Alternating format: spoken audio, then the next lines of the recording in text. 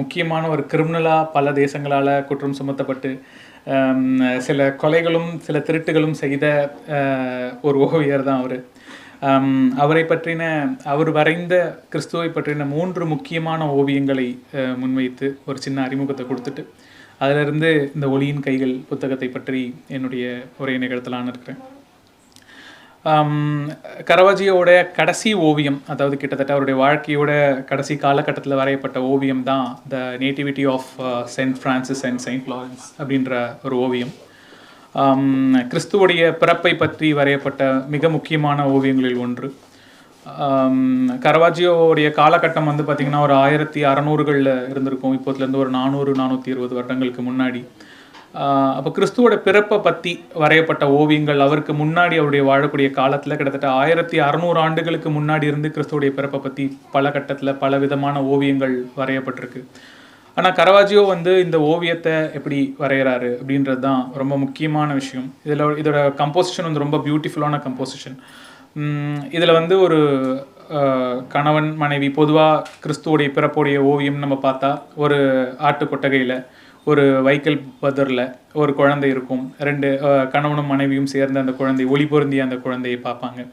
ஆனால் கரவாஜியோ வந்து இந்த ஓவியத்தை அப்படி வரையலை. கரவாஜியோ வந்து என்ன மாதிரி டெக்னிக்கில் ரொம்ப முக்கியமானவர்னா சுரோச்சோசோ அப்படி அல்லது டெனுபரிசம்னு சொல்லக்கூடிய ஒரு வகையான ஓவிய மரபை தோற்றுவித்தவர்கள் ஒருவர். தன்னுடைய கேன்வாஸில் மிக அடர்வண்ண நிறத்தை முதல்ல வரைஞ்சி தீட்டி முடிச்சுட்டு அது மேலே அது காயறதுக்கு முன்னாடியே அது மேலே மென்வண்ண நிறங்களை கொண்டு ஓவியத்தை வரையக்கூடியவர். அவர் வந்து என்ன செய்கிறாருன்னா, கிறிஸ்துவோடைய பிறப்பில் நமக்கு எல்லாருக்குமே தெரிஞ்சிருக்கும். கிறிஸ்துவ பிறக்கக்கூடிய தருணம் அப்படின்றது வந்து தேசம் பூரா பல குழந்தைகள் கொலை செய்யப்பட்டு அதாவது கருவில் இருக்கக்கூடிய குழந்தைகள் வந்து கொலை செய்யப்படுறாங்க. அப்போ அதுலேருந்து தப்பித்து வர 2 அதாவது தப்பித்து வரக்கூடிய ஒருத்தர்களுக்கு தான் ஒரு குழந்தை பிறக்குது. அப்போது அந்த குழந்தையோட பிறப்பு அவ்வளவு கொண்டாட்டமாக இருந்திருக்குமா அப்படின்ற ரொம்ப நேரடியான ஒரு ட்ரமாட்டிக்கான ரியலிசத்தன்மையை தான் வந்து கரவாஜி அவருடைய ஆர்ட்டில் பயன்படுத்துகிறார். அப்போ அந்த குழந்தைக்கு உண்மையாலேயே அந்த குழந்தை பிறக்கும் பொழுது வைக்கப்போர் மாதிரியான ஒரு அமைப்பாக அது இருந்திருக்குமா அப்படின்றது கொஸ்டின். அதனால் அந்த குழந்தை தரையில் தான் கிடத்தப்பட்டிருக்கும் அந்த ஓவியத்தில். அதே மாதிரி ஜீசஸுடைய பிறப்பை பற்றி விவரிக்கக்கூடிய ஓவியத்தில் ஜீசஸும் ஒளி பொருந்தியவராக இருப்பார், மேரியும் ஒளி பொருந்தியவராக இருப்பாங்க. மேரியை பார்க்கும்பொழுதே நமக்கு வந்து ஒரு அன்னையுடைய தோற்றம் வரும். ஆனால் இந்த இடத்துல இந்த பர்டிகுலரான ஓவியத்தில் இது ரொம்ப கான்ட்ராவர்சிக்கு உள்ளான ஒரு ஓவியம். கரவாஜியோ வந்து மேரியை கண்ணின்றதுனால அவளுடைய மிக உச்சகட்ட அழகோடு அவளை படைச்சிருப்பார். ஒரு குழந்தை பிறந்த பெண் வந்து எவ்வளவு உடல் சோர்வோடு இருப்பாளோ அத்தனை உடல் சோர்வுமே அவளுக்கு இருக்கும். அவளுடைய உடை கலைஞ்சிருக்கும். அந்த சோர்வில் வந்து கீழே இருக்கக்கூடிய குழந்தையை கூட நேரிட்டு பார்க்க மாட்டா. அவள் எங்கேயோ பார்த்துட்டு இருப்பா, குழந்தை எங்கேயோ பார்த்துட்டு இருக்கும். அதில் ரொம்ப பியூட்டிஃபுல்லான விஷயம், ஜோசஃபோட ஃபேஸ் காமிக்கவே பட்டிருக்காரு. ஜோசப் வந்து அந்த காட்சியை பார்த்துட்டு இருப்பார். அதாவது நம்ம பார்க்குற மாதிரியே அந்த குழந்தையோட பிறப்பை பார்த்துட்டு இருப்பார். இதில் கரவாஜியோட மாஸ்டரி வந்து என்னன்னா, அதில் 2 முக்கியமான செயின்ட்ஸ் இருக்காங்க. இந்த ஓவியத்தோட பேர் த பர்த் ஆஃப் ஜீசஸ் கிடையாது, the nativity of Saint Lawrence and Saint Francis. So அதில் 2 பேர் நின்றுட்டு இருக்காங்க. பியூட்டி என்னன்னா, செயின்ட் ஃப்ரான்சிஸும் செயின்ட் லாரன்ஸும் ஜீசஸோட பர்த் அப்போ பிறக்கவே இல்லை. ஆனால் இந்த கமிஷன் பண்ணப்படுற சாப்பல் வந்து என்ன பண்ணுறாங்கன்னா, இந்த ஓவியத்தில் அவங்களும் இருக்கிற மாதிரி வேணும் அப்படின்னு கேட்டதுனால இவர் என்ன பண்ணுறாருன்னா, அவங்கள மட்டும் ப்ராமினெண்ட்டாக வரைஞ்சிட்டு குழந்தையோட பிறப்பை வந்து தனக்கு பிடிச்ச மாதிரி வரைஞ்சிக்கிறாரு. தான் பார்த்த அதாவது கடினப்படக்கூடிய ஒரு குடும்பத்தில் இருக்கவங்களுக்கு குழந்தை பிறந்தனா அது எப்படி தரையில் கடத்தப்பட்டிருக்குமோ அப்படி இதை வரைகிறார். அப்போது இதில் இன்னொன்று அவர் என்ன சொல்ல வர்றாருன்னா, கிடத்தப்பட்டிருக்க குழந்தை வந்து இந்த பூமிக்கு உரியது.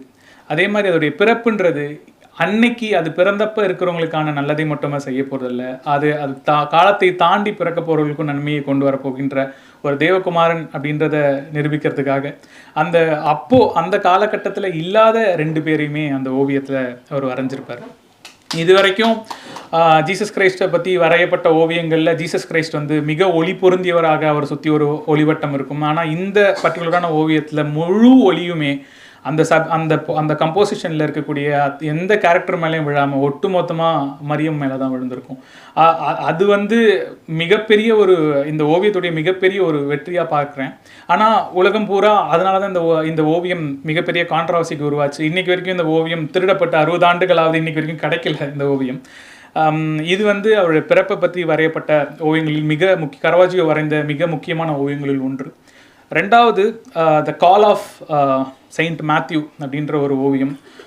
பைபிளில் மேத்யூவோடைய அதிகாரம் 9, அதில் 9வது அத்தியாயத்தில் 9வது வசனம் ரொம்ப முக்கியமான வசனம்.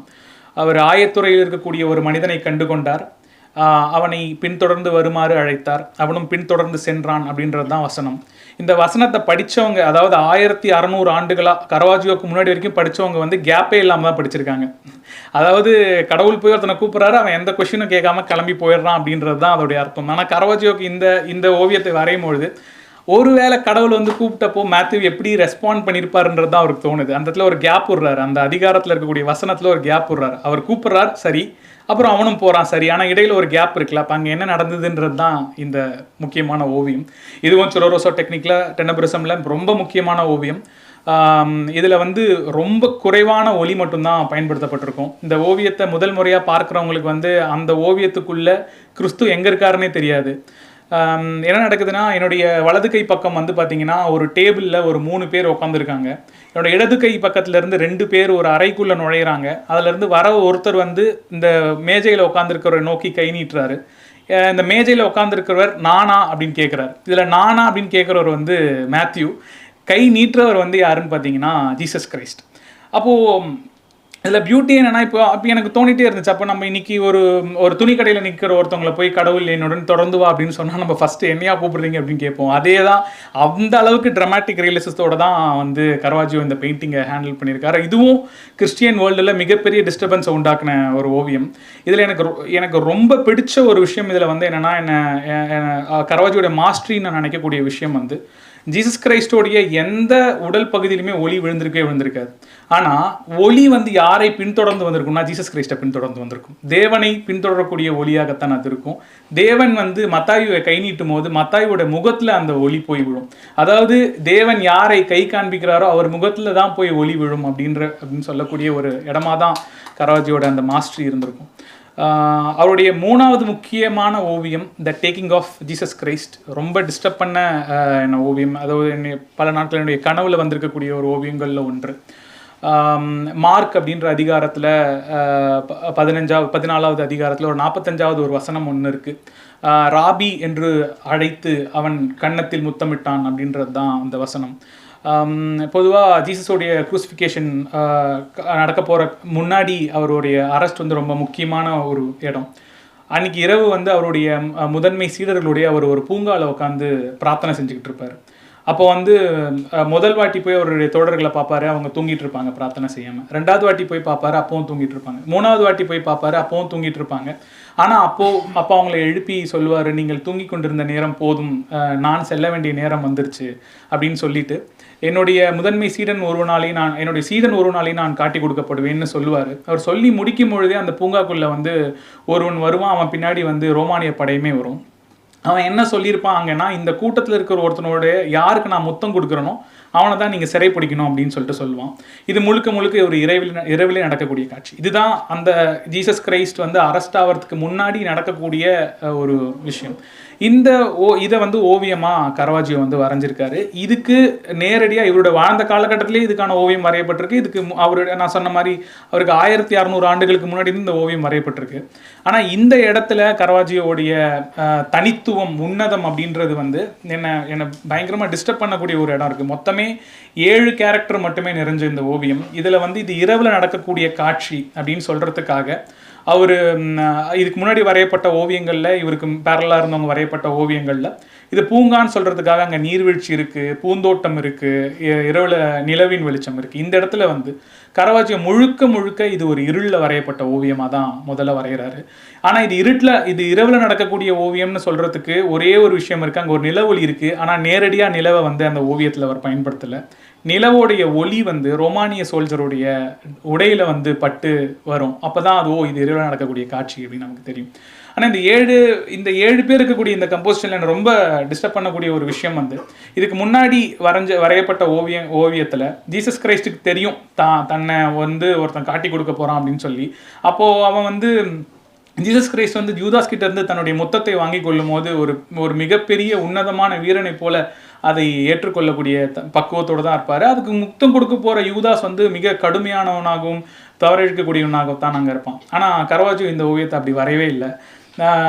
முத்தம் வாங்கிக்கிற ஜீசஸ் வந்து ரொம்ப உடலை குறுக்கி வந்து ரொம்ப ஒரு ஆங்ஷியஸான ஒரு ஸ்டேட்டில் இருப்பார். முத்தம் கொடுக்கக்கூடிய ஜூதாஸ்க்கும் அவன் பண்ணுறது பெரிய தப்பெல்லாம் ஒன்றும் இல்லை அப்படின்றதுல இருக்கும். ஏன்னா அவன் காசு வாங்கிட்டான், அதனால் ஆசிரியனை காட்டி கொடுக்கக்கூடிய ஒரு மனநிலையோடு தான் அவன் அந்த முத்தத்தை கொடுக்குறான். இப்போ இந்த 7 பேர் இருக்கக்கூடிய இந்த ஓவியத்தில் என்னுடைய வலது கை பக்கம் வந்து ஒருத்தர் இருக்கிறாரு. அவர் தான் ஜான் த பேப்டிஸ்ட். அவருடைய தலையும் இயேசு கிறிஸ்துவோடைய தலையும் ஒன்றாக ஒட்டியிருப்பதை போல இந்த ஓவியம் வரையப்பட்டிருக்கும். அதாவது இயேசு கிறிஸ்துக்கு பிறகாக கிறிஸ்துவத்தை வழிநடத்தி செல்லக்கூடிய ஜான் த பேப்டிஸ்டா அந்த இடத்துல இருப்பார். என்னோட இடது கை முனையில் பெயர் தெரியாத ஒருவன் வந்து ஒரு லாந்தலை தூக்கியிருப்பான். இப்போ இந்த ஒட்டுமொத்த ஓவியத்திலையும் ஒளி அப்படின்றது எங்கேருந்து வரும்னா அந்த லாந்தல்ல இருந்து தான் வரும். அந்த லாந்தல்ல இருந்து வரக்கூடிய ஒளியானது 2 இடத்துல தான் ரொம்ப முக்கியமாக படுது. ஒன்று அந்த லாந்தலை தூக்கிறவனோட கையில், இன்னொன்று வந்து ஜான் த பேப்டிஸ்டோட கையில். அதாவது அந்த அந்த முகம் அந்த பெயர் தெரியாத ஒருவன் தூக்கி இருக்கக்கூடிய அந்த லாந்தல் இருக்குல்ல, அந்த பெயர் தெரியாத ஒருவன் யாருன்னா கரவாஜியோவே தான். அது அவருடைய செல்ஃப் போர்ட்ரேட்டு. ஸோ அந்த ஒளி வந்து ஃபஸ்ட்டு அவருடைய கையில் விழும். அப்புறம் அடுத்தது வந்து யாரோட கையில் விழும்னா ஜான் த பேப்டிஸ்டோட கையில் விழும். இந்த ஒட்டுமொத்த ஓவியத்தில் கரவாஜியோ சொல்ல வர்றது ஒளியின் கைகள் பொருந்தியவர்கள் வந்து ஒரு ஓவியனும் ஒரு எழுத்தாளனும் அப்படின்றத தான் கரவாஜியோ சொல்கிறாரு அப்படின்றத நான் நினைக்கிறேன். நண்பர்களே, இவ்வளவு நேரம் நான் வந்து ஒரு ஓவியனை பற்றியும் அவனுடைய 3 முக்கியமான ஓவியங்களை பற்றியும் கிறிஸ்துவ தொன்மங்களையும் பற்றி பேசுவதற்கு வந்து நான் எந்த ஓவிய கல்லூரியிலும் சென்று படிக்கலை. நான் ஒரு ஓவியன் இல்லை. நான் வந்து ஒரு ஓவியரிடமும் பயிற்சி எடுக்கலை.